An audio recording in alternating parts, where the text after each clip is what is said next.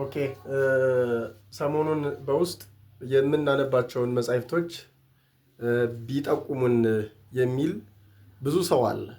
እንግዲህ መጻሕፍትን እነዚህ ናቸው ብሎ ለመናገር በጣም አዳጋች ነው።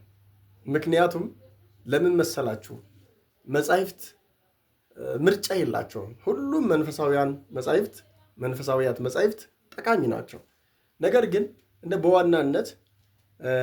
በዋናነት መጽሐፍ ቅዱስ ብሉይ ኪዳንና ሐዲስ ኪዳንን የያዘ ከዛ ሲቀጥል ደግሞ ቤተክርስቲያንን ማወቅ የምትፈልጉ ከሆነ ፍትሐ ነገሥት ቀጥላችሁ በደንብ አድርጋችሁ ክርስቲያን መሆን የምትፈልጉ ከሆነ ዕለታዊ ስንክሳር ማንበብ ሁለቱን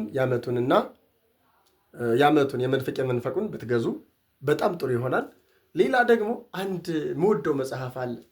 ይሄ የቅዳሴ አንድምታ ነው። የ14ቱ ቅዳሴ አንድምታ በጣም ቆንጆ መጽሐፍ ነው። እሱን አንብቡት።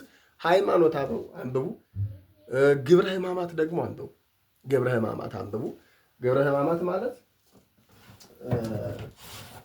ሕማማት ማለት ይሄ ነው። ይሄን አንብቡት።